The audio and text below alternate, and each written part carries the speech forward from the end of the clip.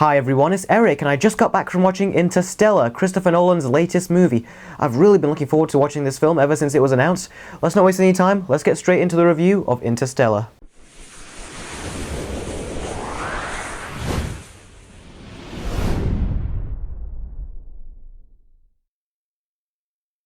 Okay, so what I'm going to start off with is let you know what I think of this genre of film.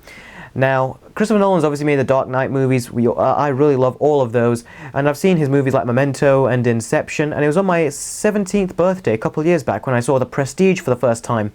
Now, the reason why it took me so long to watch that movie of his is because I'm not a fan of magician movies at all.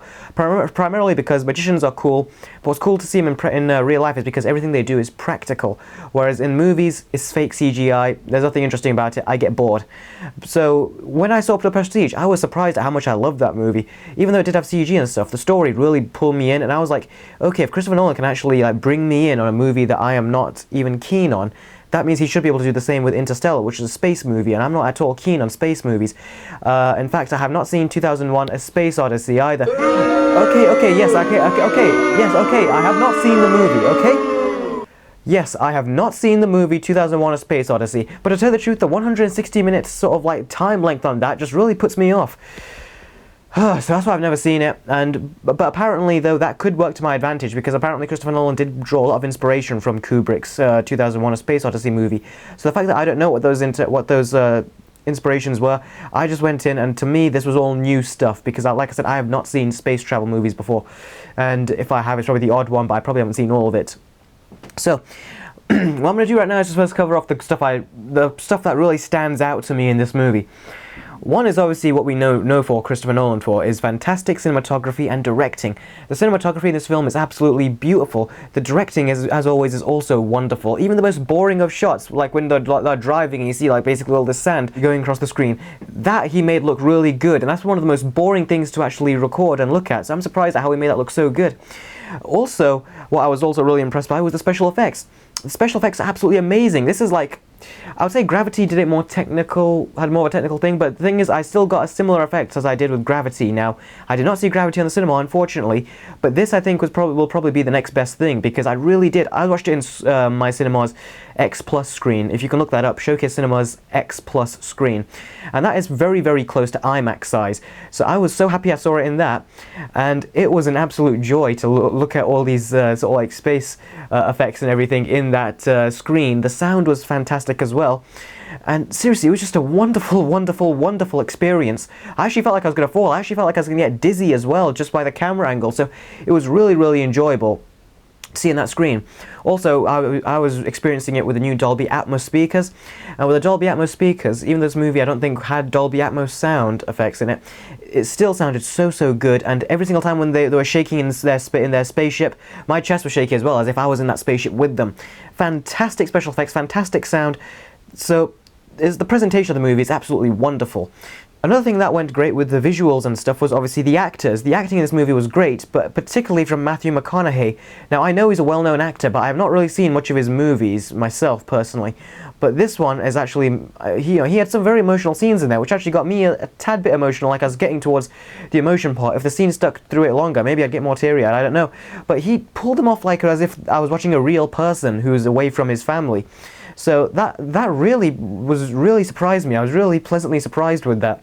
And props to Christopher Nolan and his brother Jonathan Nolan for doing this sort of writing. That was really good. So another thing I absolutely loved was the music. Hans Zimmer here does fantastic soundtracks, and with this movie, it was a bit strange at first. I was thinking, will I like this throughout? But the music you hear in that trailer number 1 of Interstellar, when you see the ship flying up in the sky, as you're seeing right there, the music that you basically hear in that is pretty much the sort of similar music that goes on throughout this whole entire movie, and it made the scenes so much more dramatic, so much more emotional, and it just made you feel so much more invested in those scenes. It was just perfect, absolutely wonderful, wonderful music. So I really did love the music in here. It was really good, and I was actually humming it on the way back, and it was in my mind.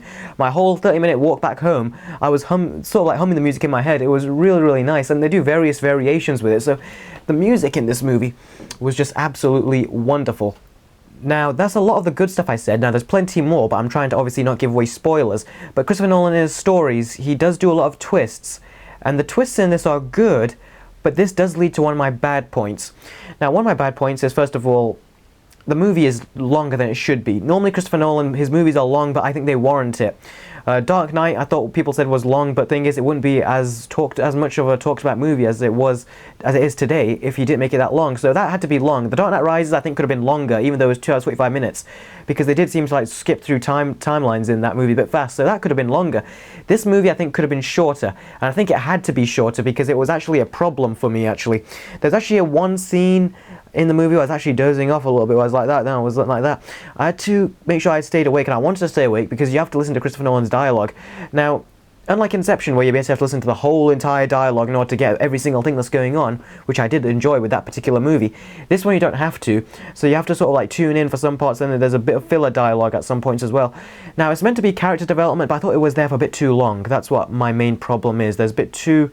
Some scenes were dragged out too long, and I think if they were shortened, it would have made the movie tighter in terms of length, and it would have made the movie more memorable at the end as well. And you'd be able to sit through it for more than once as well, whereas I can't really sit through this more than once because of the time length. Now, even though I thought it was too long, many other people who like space movies should not think that, primarily because they've seen, 2001: A Space Odyssey, like I said, is pretty much exactly the same time length as this movie. This movie's about 5 minutes longer, but you could just say extra long credits, because nowadays credits are longer. But in that time length, the story, I feel was also put together sloppily in this movie.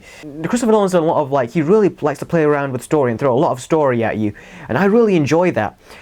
Now get this, I understood movies like Batman Begins, Dark Knight Rises, I've understood Inception, The Prestige, and Memento. You can see me holding my Nexus here, and Memento. So that's practically all his movies I understood. This one I had issues following though. Now maybe it's because I'm not really that familiar with all this sort of space genre of movies, but I really did find this one more complicated to follow. Then I was a bit lost in areas. So yeah, that did actually cause a problem for me whilst watching, so I did not enjoy it to the fullest, which I could have, due to me being a bit uncertain about where did this come from, what's this about. And another problem I sort of kind of had was that I wish there was more space shots. With space, whenever it shows the space in the IMAX cameras, and pretty much in that IMAX screen I was pretty much practically watching it on, it was absolutely wonderful, but I wish there was a few more because I wanted to see more. It could be considered a good thing that it was so good you keep on wanting more, but I feel like I wanted a bit more, so I would have liked to have that experience a bit more.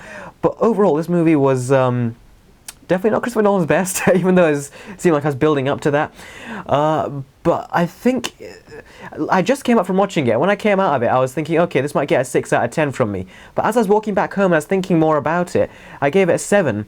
And that's what I'm giving it right now, a 7 out of 10. Not as good as I think as Inception or some of other Christopher Nolan's previous films, not counting the Batman movies because they're in a league of their own. This one was still quite nice, and the music is still going through my head right now. It's so emotional, so heavy, so perfectly composed. Fantastic work to Hans Zimmer. And apparently Christopher Nolan didn't even tell him anything about the movie and asked him to perform the score, and he managed to perform this up.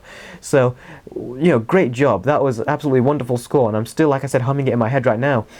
Even when I'm editing this review later, I think I'm going to still be humming it as well. I think I might get that soundtrack. It's a very nice therapeutic music, and it really went beautifully, absolutely beautifully along with the rest of the film. So as I said, I give this movie a 7 out of 10. Definitely one of Christopher Nolan's more ambitious movies. Now, I'm a fanboy of Christopher Nolan, but I'm not a fanboy like everyone else who will basically defend him even when he makes mistakes. No, I'm a fanboy, but thing is, if he makes mistakes, I'm going to hold him to it. So, I'm definitely going to hold him to it. But when people are going on about, oh, this is so ambitious and stuff, when I was actually watching it, I was like, okay, this doesn't seem so ambitious yet. But towards the end, I'm like, this does seem very different from what he's done. And, considering, look at how he hasn't made that much movies. He's just made a handful when you get down to it. And he's really mastered directing when you see the way he's done it. So I'm surprised at someone at his level, how he can make such great looking movies. And I'm just looking so forward to seeing what he can come up with next. Really, I really love the stories he comes up with. And I really, really love the twists that happen as well. So, that was my review of Interstellar. I have more things to say about the movie as well, but that'll be going more down into spoiler territory, and that's obviously something I don't want to do in this video. If you guys are going to watch it, or if you're going to wait to see it, because apparently the reviews have not been as spectacular as people were expecting. They've been good, or above good, or very good, but not been amazing like we were expecting them to be, or awesome. So, my advice to you, if you are going to watch this movie at all, watch it on the big screen, because you are depriving yourself of a large amount of the experience if you just watch it at home. Watch it on IMAX, that will be an amazing experience, but I watched it the best I could, which was on X+, which is very close to IMAX, and it was a lovely, lovely, lovely experience. Absolutely loved the experience of this movie. It was definitely a new experience to me. And that's the last time I'm going to say the word experience right here. Anyway, stay tuned for my future movie reviews and stuff, and the next review I'm going to be doing is The Babadook. So, thanks very much for watching, guys, and I hope you all have a wonderful day, and of course, I'll see all of you next time. Take care.